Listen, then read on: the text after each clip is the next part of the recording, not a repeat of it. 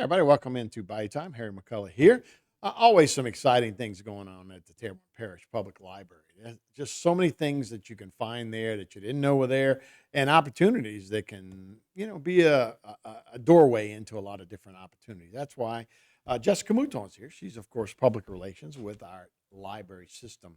And I guess what we're going to talk about in this segment is stay connected. And it's again, something you don't always associate with libraries is internet and internet access.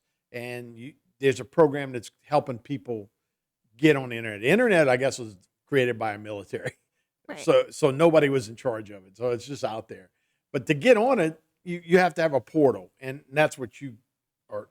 You have a way that can help a lot of people Yes. So the Stay Connected program that we're offering at the library is to help educate people about the Affordable Connectivity Program. This is offered by the FCC, and the Public Library Association is enabling us to be able to help people learn about this program. It is a discount on home internet opportunity for people who are low income households. So, through this program, people can find out how to apply, how to use its benefits, and it's totally free for them to come to the program. We will be offering it in English and Spanish presentation. So if you speak one language or the other, or know people who speak one language or the other, we have multiple opportunities for people to find out about this program. there. And this is an actual speaker that comes in, and you can ask questions and do that. Yes. So this is the place for people who, if they have internet and it's a little expensive for them, or if they don't have internet access at all because the cost of internet is a barrier, they can come to this program and get their questions answered. And especially if it's a program that could help you, all it costs is your time to come find out about it. So for a lot of people who, if you may already have other services that you're using as a low income household, then you might definitely benefit from this program to have a discount on home internet. So the library has a bunch of computers that you can get on too, right? And get on the internet. That was an option for many years. This is now taking it one step further, right? Where people can get on from their homes.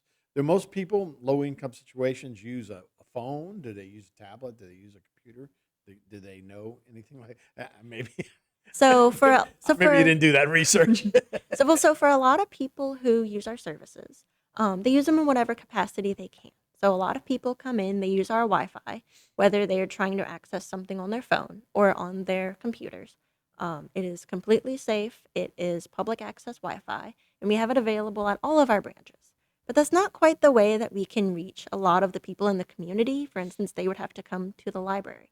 So while we can offer this program that can educate them about the program that is offered by the FCC, this is a way that we can help our community better to have access to internet, especially for the people who may not be able to afford it as much. This is a really good opportunity. Right. So this one at the main library, it'll be Tuesday, December 5th at 6 p.m. That'll be Spanish. So you're doing Spanish first.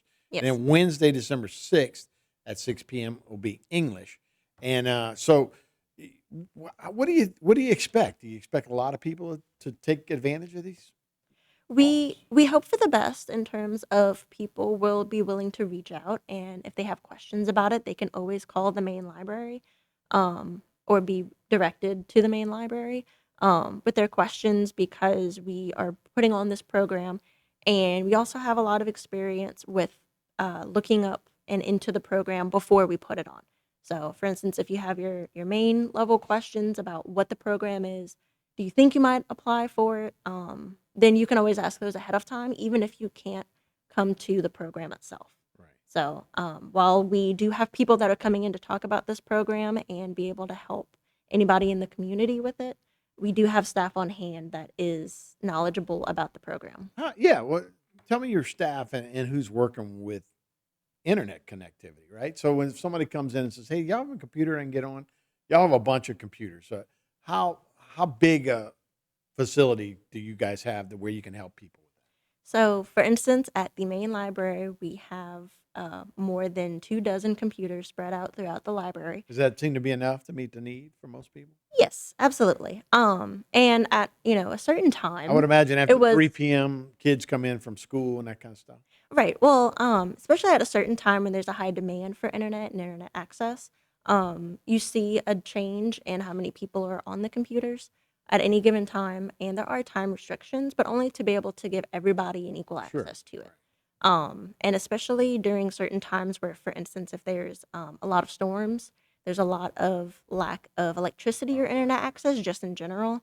Especially after a lot of storms, we see a lot of people come in that need the access. So this is one of those things that we can do to help prevent those laps in internet access, especially for people who may not have access at all. Right. Right. You're right. So I'm sure, like I say, schools nowadays that's almost all a lot of e-learning, but a lot of things to look up on the internet. It makes sense, right? You you use the tools that are available for you. So that's been a popular part of what your mission has changed a little bit now using the internet, I would think.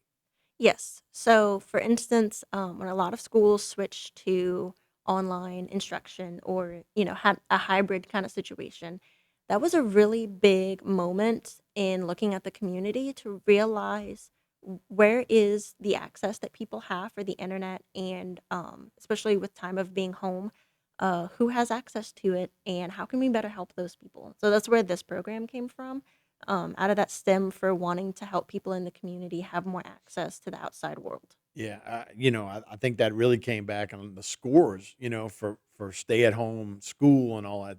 You could see the real difference from people that really had those kind of access to lower income students didn't do as well during the pandemic. I think it was eye opening for a lot of folks.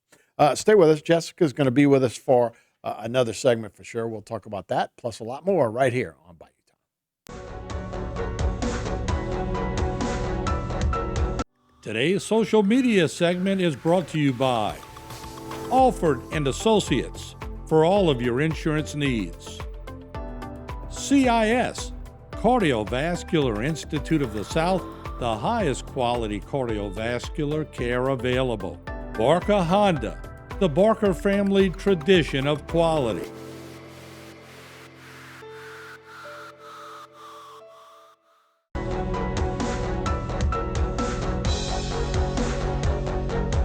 Hey, everybody, welcome back to Bayou Time. Harry McCullough here. We're spending some time with Jessica Mouton, public relations coordinator at the Terrebonne Parish Library. Uh, Again, thanks for being here. Just to start off, we got a couple of markets and book choice sales that are coming up, but we talked about the evolution of the library a little bit. You said actually you can go on your website and look at about us and see when the library system kind of started in Terrebonne Parish. But you also said the library is not just about books; it's more than that. Can you?